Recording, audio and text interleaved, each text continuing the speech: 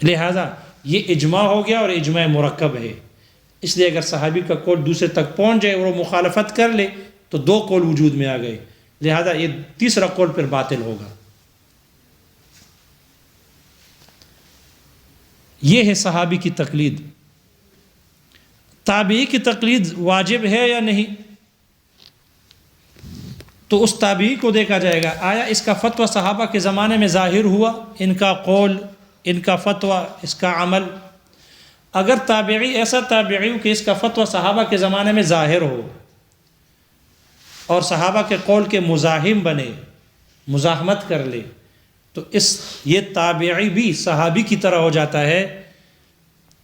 بعض فقہا، ہمارے فقہائے احناف کے نزدیک یہ صحابی کی طرح ہو جائے گا، اور جیسے صحابی کی تقلید واجب، ایسے تابعی کی تقلید بھی واجب ہے۔ لیکن یہ امام ابو حنیفہ رحمہ اللہ کی ایک روایت ہے جو نوادر کی ہے، ظاہر و روایہ نہیں ہے۔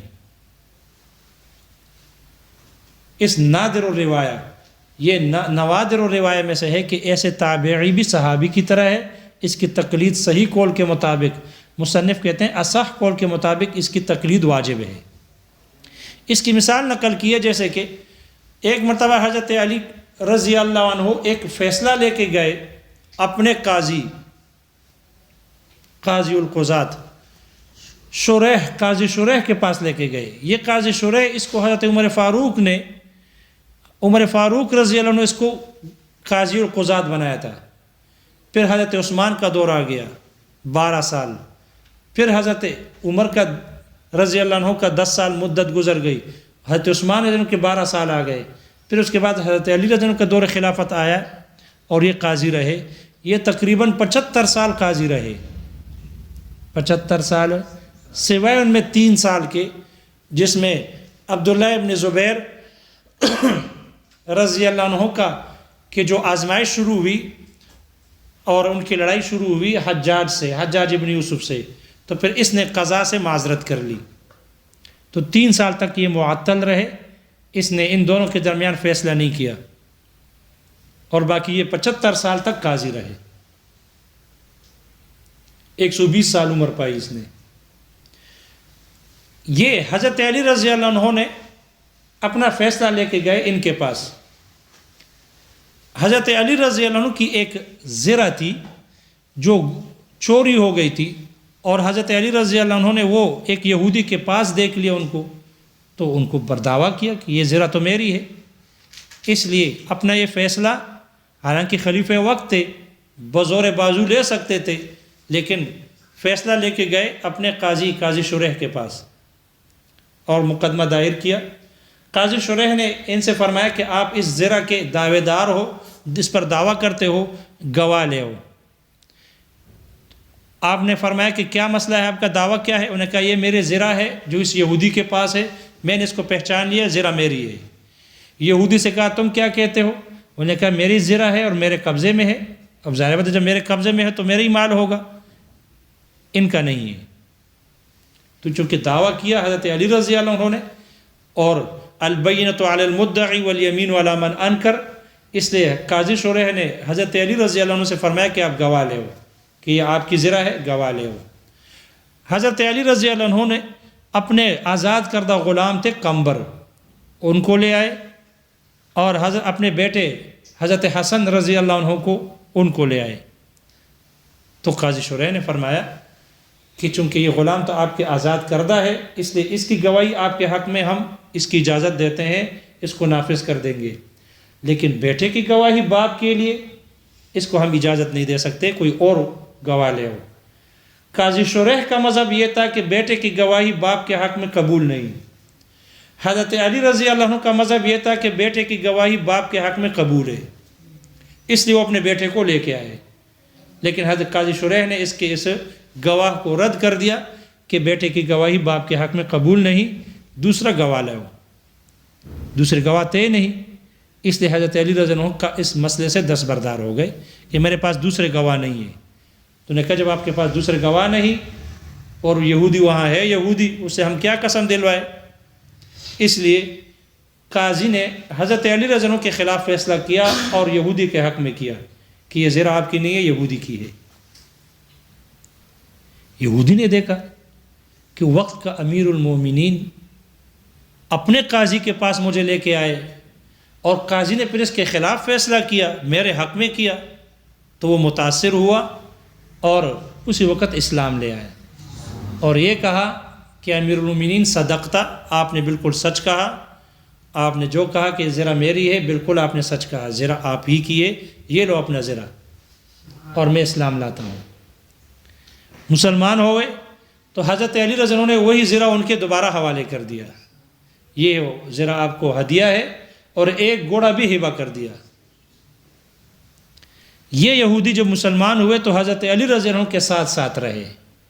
انہی کے ساتھ رہے، یہاں تک کہ پھر مسلمانوں کے درمیان ایک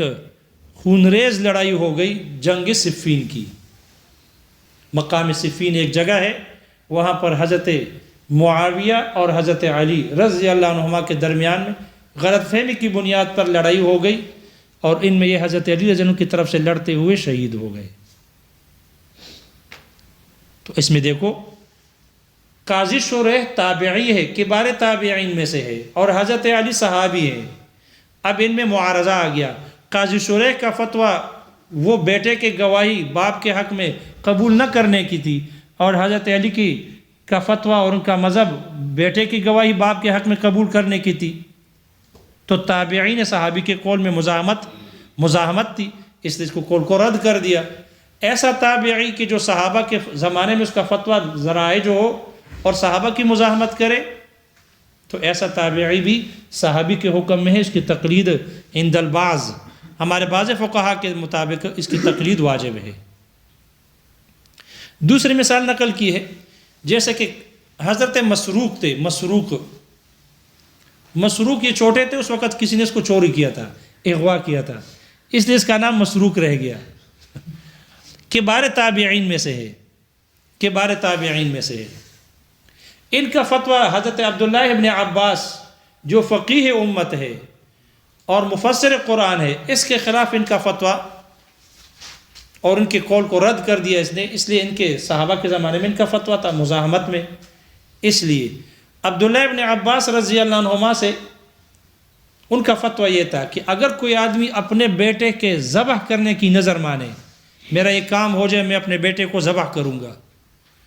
تو آیا یہ بیٹے کے ذبح کرنے کی نظر کے مسئلے میں اس پر کیا واجب ہوگا؟ تو عبداللہ ابن عباس رضی اللہ عنہما اس کو قیاس کرتے تھے دیت پر، اور دیت میں 1000 دینار یا 10,000 درہم یا 100 اونٹ واجب ہوتے ہیں۔ اس لحاظ عبداللہ ابن عباس رضی اللہ عنہما کا فتویٰ یہ ہوتا تھا کہ جو شخص اپنے بیٹے کے ذبح کرنے کی نظر مانے تو اس پر دیت میں 100 اونٹ ذبح کرنا واجب، یہ ان کا فتویٰ تھا۔ یہ فتویٰ چلتے چلتے حضرت مسروق رحمہ اللہ کے پاس یہ فتویٰ پہنچ گیا، تو حضرت مسروق رحمہ اللہ نے فرمایا کہ نہیں، 100 اونٹ ذبح کرنے کی ضرورت نہیں ہے، ایک بکری ذبح کر لے، ایک بکری ذبح کر لے، اس کی نظر کے کفارہ ہو جائے گا، 100 اونٹ ذبح کرنے کی ضرورت نہیں ہے۔ اور حضرت مسروق رحمہ اللہ اس کو قیاس کرتے تھے حضرت اسماعیل علیہ السلام کی فدیے پر،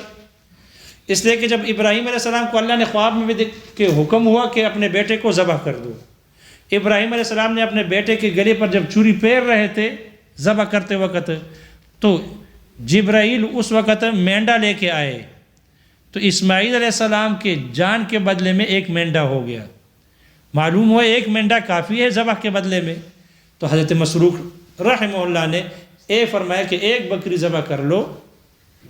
یہ کافی ہو جائے گا۔ یہ فتویٰ واپس چلا گیا، حضرت عبداللہ ابن عباس رضی اللہ عنہما کو پاس پہنچ گیا۔ ان کو سن کر انہوں نے کہا کہ ہاں میری بھی یہی رائے ہے، میں بھی یہی مناسب سمجھتا ہوں کہ 100 اونٹ نہ ہو بلکہ اپنے قول سے رجوع کیا، اور حضرت مسروق رحمہ اللہ کے قول پر عمل کیا کہ میرا بھی یہی خیال ہے کہ ایک ذبح شاتن، ایک بکری یا مینڈے کا ذبح کرنا یہ کافی ہو جائے گا۔ تو اگر تابعی ایسا ہو کہ جس کا فتویٰ صحابہ کے زمانے میں ظاہر ہو اور اس کے مزاحم بن جائے، تو ایسا تابعی صحابی کے حکم میں ہے، اس کی تقلید ہمارے بعض فقہا کے نزدیک صحیح قول کے مطابق تقلید واجب ہے۔ لیکن یہ جو قول ہے یہ نوادر و روایہ ہے امام ابو حنیفہ رحمہ اللہ کی. ظاہر و روایہ یہ ہے کہ امام ابو حنیفہ رحمہ اللہ نے فرمایا کہ میں صحابی کی تقلید نہیں کرتا، میں تابعی کی تقلید نہیں کرتا. کیوں نہیں کرتا؟ اس لیے کہ امام ابو حنیفہ رحمہ اللہ کا مشہور مقولہ ہے وَهُمْ رِجَالٌ وَنَحْنُ رِجَالٌ، اگر وہ مرد ہے تو ہم بھی مرد ہیں. لہذا اگر وہ مرد ہے اجتہاد کرتے ہیں تو ہم بھی مرد ہیں، ہم بھی اجتہاد کرتے ہیں، اس لیے میں تابعی کی تقلید نہیں کرتا. اور یہی ظاہر و روایہ ہے، احناف کا ظاہر و روایہ بھی یہی ہے. اس لیے علامہ ابن نجیم صاحب بحر الرائق نے لکھا ہے کہ ظاہر روایہ بھی پر اعتماد واجب ہے.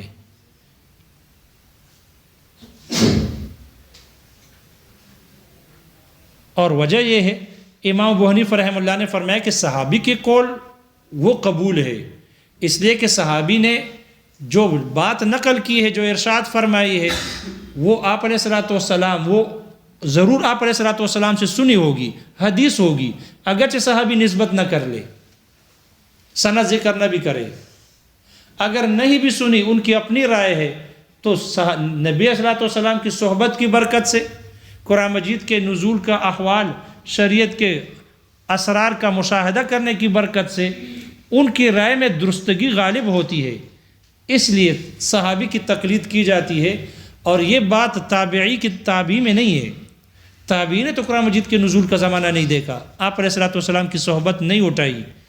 اس لیے تابعی میں یہ چیز نہیں. جب تابعی میں یہ چیز نہیں ہے تو صحابی کی تقلید تو واجب ہے، لیکن تابعی کی تقلید یہ واجب نہیں، ضروری نہیں. یہی شارح کہتے ہیں، شمس الائمہ کا بھی یہی مختار قول ہے، راجح قول ہے. شارح کہتے ہیں یہ اس وقت ہے کہ جب تابعی کا فتویٰ صحابہ کے زمانے میں ظاہر ہو اور مزاحم بن جائے. لیکن اگر تابعی کا فتویٰ صحابہ کے زمانے میں ظاہر نہ ہو اور اس کے ساتھ رائے میں مزاحم نہ بن جائے، مزاحمت نہ ہو، تو پھر ایسا تابعی یہ بھی باقی ائمہ فتوی کی طرح ہے، اس کی تقلید کرنا صحیح نہیں ہے، تقلید صحیح نہیں. اور تابعی کی تقلید سمجھ میں آ گئی؟ تو تابعی کے دو طرح کے فتوے ہو گئے. ایک کہ صحابہ کے زمانے میں ظاہر ہو اور مزاحم بن جائے، تو پھر ہمارے بعض فقہا کے نزدیک جو مصنف نے ذکر کیا اصح قول کے مطابق تقلید واجب ہے بعض فقہا کے ہاں. اور جبکہ امام ابو حنیفہ رحمہ اللہ کا قول یہ ہے کہ تقلید واجب نہیں ظاہر و روایت کے مطابق. لیکن اگر صحابی تابعی ایسا ہو کہ اس کا فتویٰ صحابہ کے زمانے میں ظاہر نہ ہو، تو ظاہر بات ہے صحابہ کی رائے کے مزاحم بھی نہ بنے گی، اس لیے ایسے تابعی کی تقلید یہ صحیح نہیں، تقلید واجب نہیں. تو صحابی کی تقلید کی بھی دو قول ہو گئے اور تابعی کی بھی دو ہو گئے. صحابی کے قول کو دیکھا جائے گا، اگر مدرک بالقیاس ہے تو ہمارے فقہا تقلید نہیں کرتے، بعض کرتے ہیں بعض نہیں کرتے. اور اگر صحابی کا قول غیر مدرک بالقیاس ہو تو پھر صورت میں ہمارے فقہا متفق ہے تقلید کے وجوب پر. دیکھو کتاب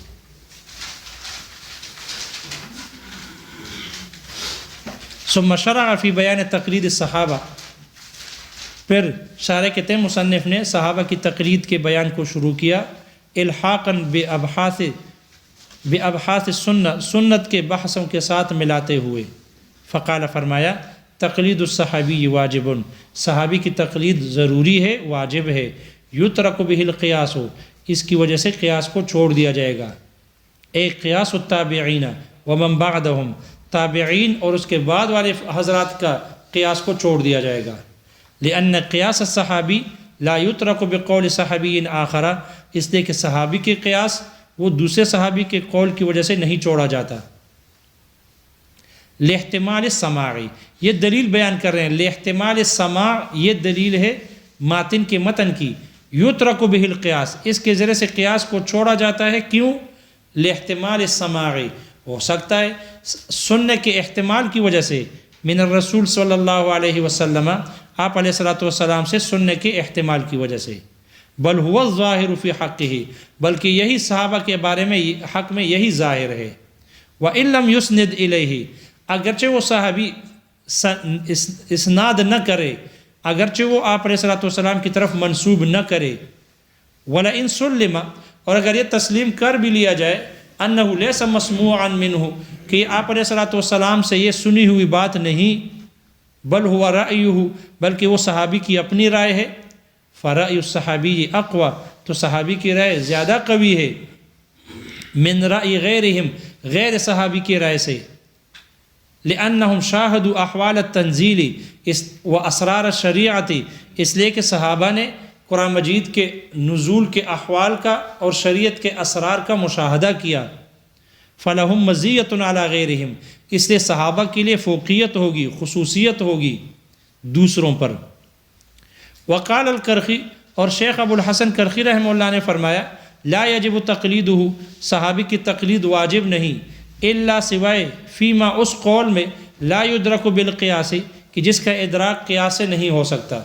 نہیں کیا جا سکتا، لأنہ یتعین جہت السماع منہ، اس لیے کہ اس میں آپ علیہ الصلوۃ والسلام سے سننے کی جانب یہ متعین ہوتی ہے، بخلاف ما اذا کان مدرکا بالقیاس، برخلاف اس قول میں کہ جس کا ادراک قیاس سے کیا جا سکتا ہو، لأنہ یحتمل، اس لیے کہ یہ احتمال رکھتا ہے، ان یکون هو رأیہ، کہ یہ اس کی صحابی کی ان کی اپنی رائے ہو، واخطأ فیہ، اور اس میں ان سے خطا ہوئی ہو،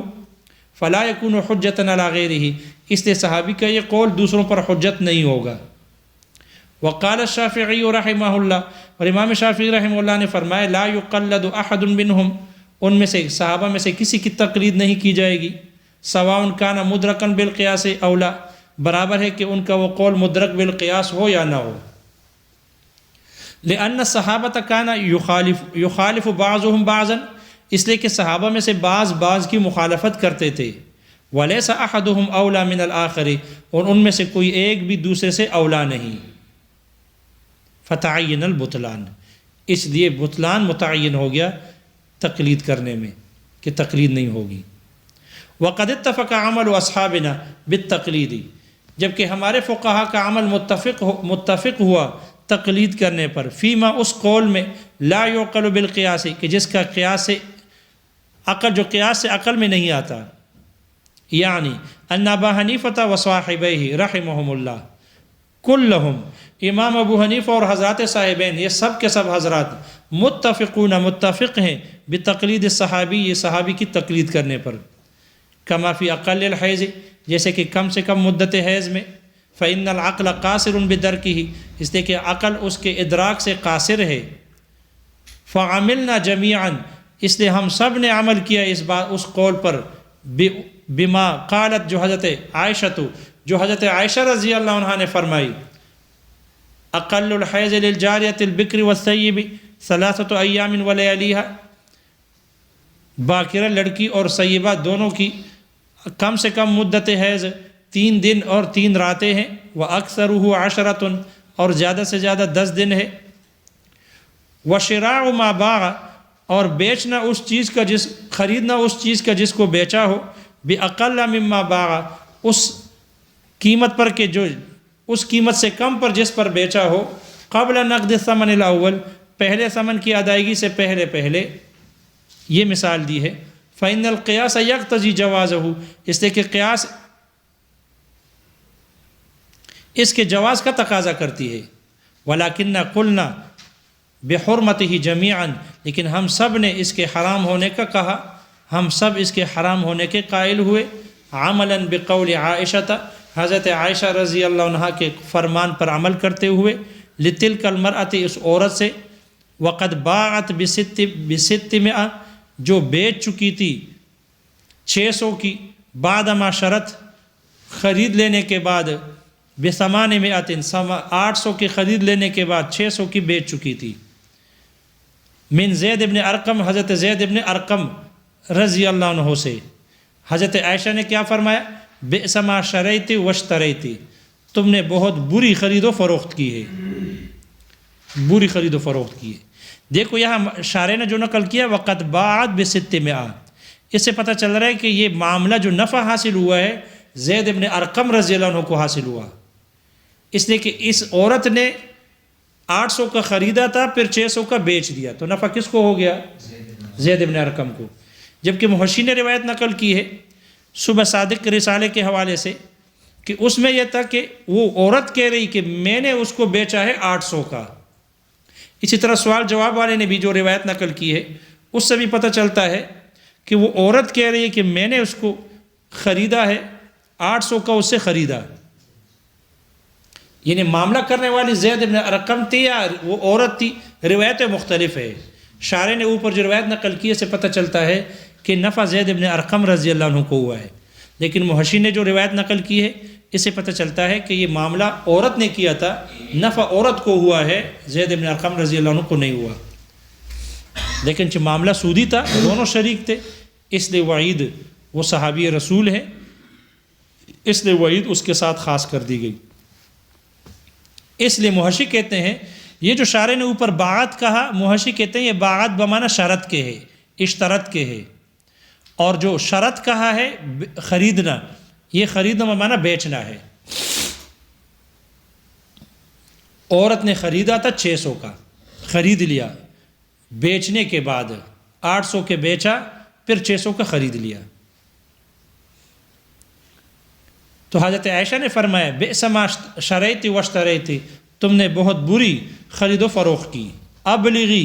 زید بن ارقمہ، زید بن ارقم رضی اللہ عنہ کو یہ پہنچا دو بأن اللہ تعالی ابطل حجہ و جہادہ، کہ اللہ تعالیٰ نے اس کے حج کو اور اس کے اس جہاد کو مع رسول اللہ صلی اللہ علیہ وسلم، جو انہوں نے آپ علیہ الصلوۃ والسلام کے ساتھ مل کر جہاد کیا، اللہ اس کو باطل کر دے گا ان لم یتب، اگر وہ توبہ نہیں کرے گا۔ واختلف عملهم فی غیرہ، مصنف کہتے ہیں کہ ہمارے فقہا کا عمل مختلف ہو گیا ہے صحابی کے اس قول کے علاوہ میں۔ اے عمل و اصحابنا، ہمارے فقہا کا عمل فی غیر ما لا یدرک بالقیاس، ما لا یدرک بالقیاس کے غیر میں،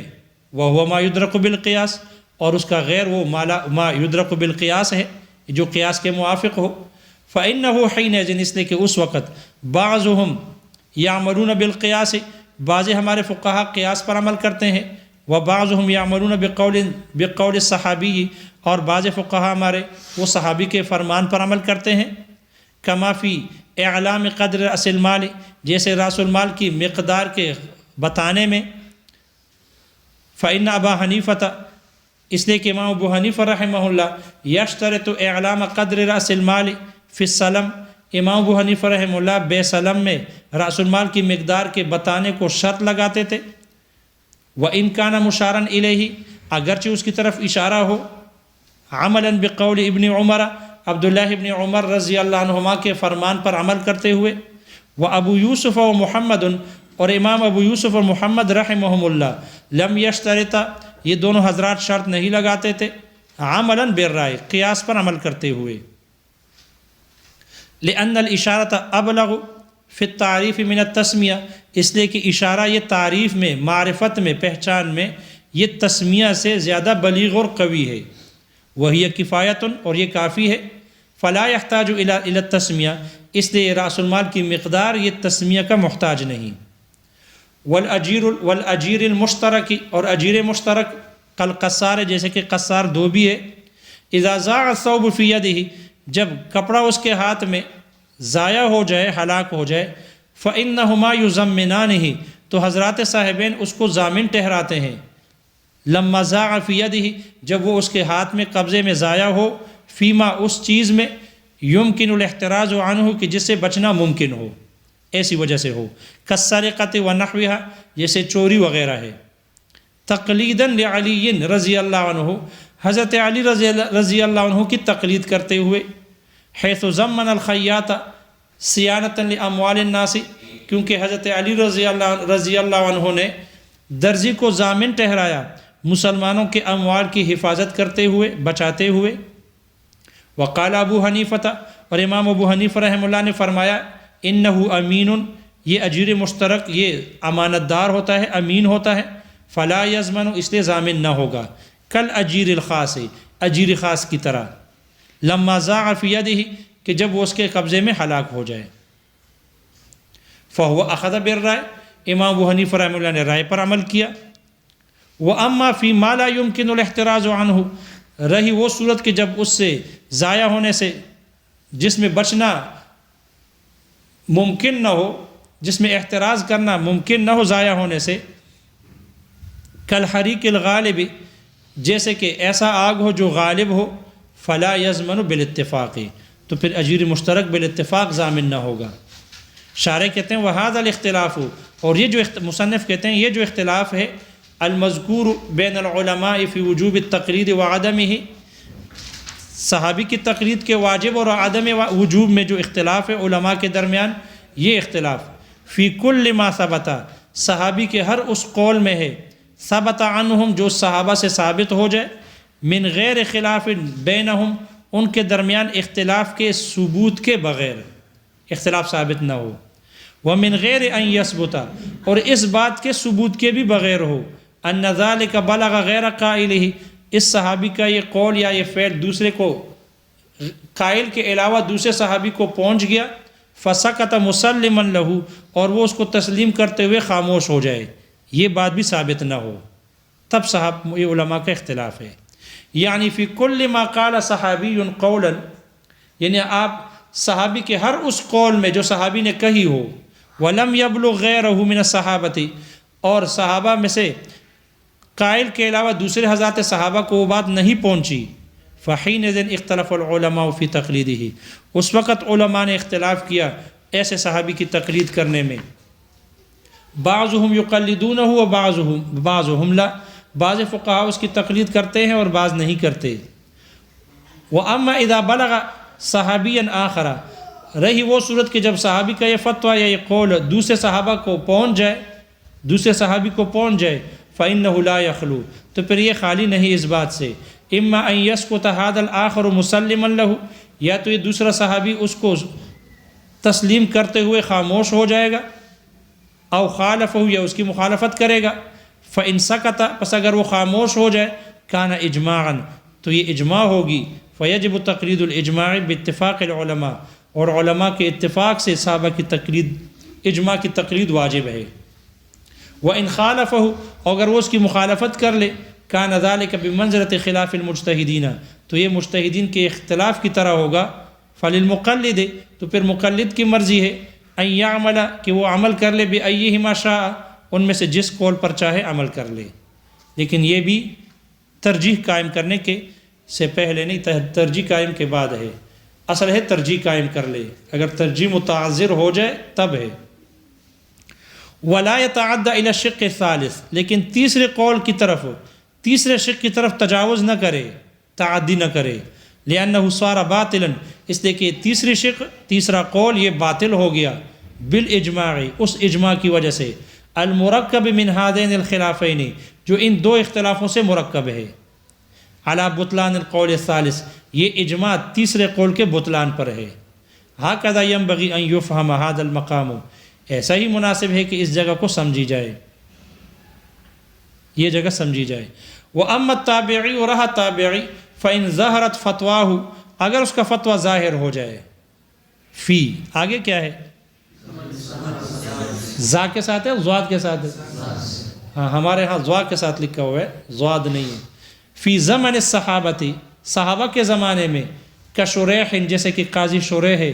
کان مثلہم، تو ایسا تابعی بھی صحابہ کی طرح ہے، عند البعض، بعض فقہا کے ہاں، وہو الاصح، اور یہی زیادہ صحیح ہے، فیجب تقلیدہ، اس لیے اس کی تقلید واجب ہے۔ کما رویہ، جیسے کہ نقل کیا گیا، ان علی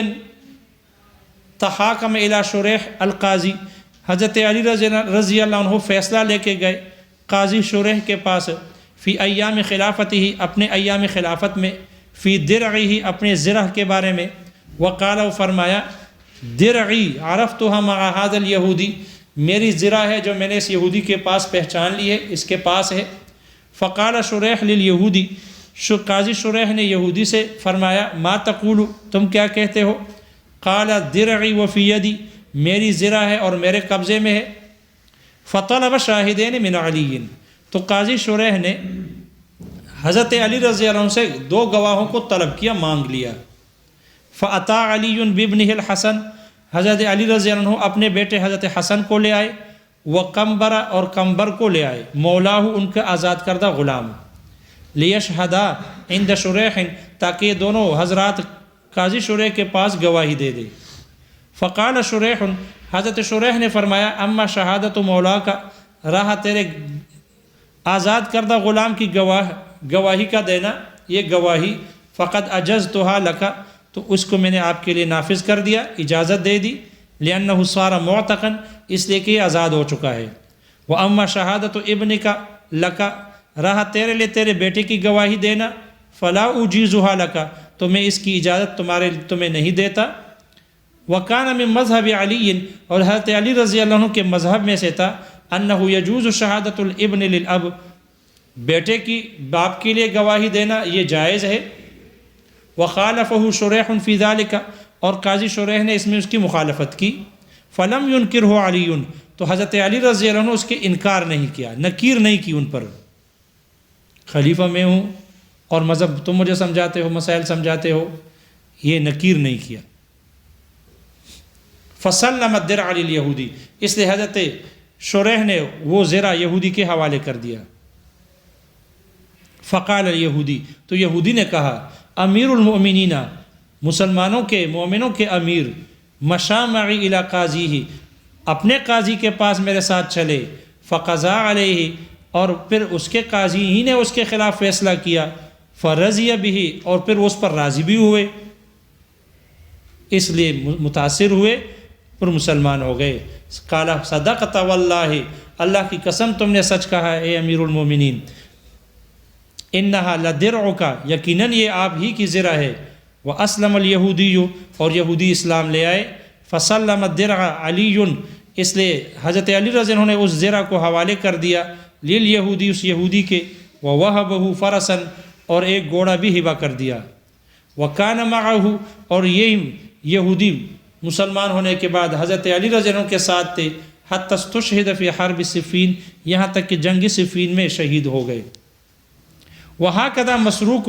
ایسا ہی مسروق تابعی بھی، کان تابعی، تابعی تھے، خالف ابن عباس فی مسئلۃ النذر بذبح الولد، بچے کے ذبح کرنے کے نظر کے مسئلے میں عبداللہ ابن عباس رضی اللہ عنہما کی مخالفت کی۔ فإن ابن عباس، اس لیے کہ حضرت عبداللہ ابن عباس رضی اللہ عنہما یقول، وہ فرماتے تھے، من نظر بذبح الولد، جو اپنے بیٹے کے ذبح کرنے کی نظر مانے، یلزمہ مئۃ ابل، تو اس پر 100 اونٹ لازم ہو جاتے ہیں، قیاسا علی دیت النفس، نفس کی دیت پر قیاس کرتے ہوئے۔ فقال مسروق، حضرت مسروق رحمہ اللہ نے فرمایا، لا، 100 اونٹ نہیں، بل یلزمہ ذبح شاۃ، بلکہ اس پر ایک بکری کا ذبح کرنا لازم ہے۔ استدلالا بفداء اسماعیل، حضرت اسماعیل علیہ السلام کی فدیے پر سے استدلال کرتے ہوئے۔ فلم ینکرہ احد، کسی نے اس پر نکیر نہیں کی، فصار اجماعا، اس لیے اجماع ہو گیا۔ وروی عن ابی حنیفہ، اور امام ابو حنیفہ رحمہ اللہ سے نقل کیا گیا،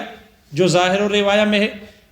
وہ یہ کہ امام ابو حنیفہ رحمہ اللہ نے فرمایا، انی لا اقلد التابعیہ، میں تابعی کی تقلید نہیں کرتا، لأنہم رجال ونحن رجال، اس لیے کہ وہ بھی آدمی ہیں، مرد ہیں، اور ہم بھی آدمی ہیں، مرد ہیں۔ لأن قول الصحابی، اس لیے کہ صحابی کی جو قول ہے، انما یقبل، اس کو قبول کیا جاتا ہے، لاحتمال السماع، آپ علیہ الصلوۃ والسلام سے سننے کے احتمال کی وجہ سے،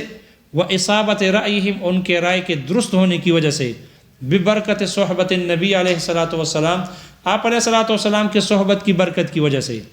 وہ مفقود فی التابعی، اور یہ بات تابعی میں مفقود ہے، وہ مختار شمس الائمہ، اور یہی شمس الائمہ کا راجح قول ہے، مختار مذہب ہے۔ شارح کہتے ہیں وہذا کلہ، یہ سب اس وقت ہے، ان ظہرت فتواہ فی زمن الصحابتی، کہ جب وہ تابعی کا فتویٰ صحابہ کے زمانے میں ظاہر ہو، وَإِن لَمْ تَظْهَرْ فَتْوَاهُ، اگر تابعی کا فتویٰ صحابہ کے زمانے میں ظاہر نہ ہو، وَلَمْ يُزَاحِمْهُمْ فِي الرَّائِ، اور رائے میں ان کے ساتھ مزاحم نہ بنے، كَانَ مِثْلَ سَائِرِ أَئِمَّةِ الْفَتْوَى، تو ایسا تابعی بھی باقی دیگر ائمہ فتویٰ کی طرح جیسا ہوگا، لا يصح تقلیدہ، اس کی تقلید صحیح نہیں ہے۔ جاؤ بالعرضی، سنت رسول الحمدللہ مکمل ہو گئی۔ آگے اجماع ہے، 5 صفحے کا اجماع ہے۔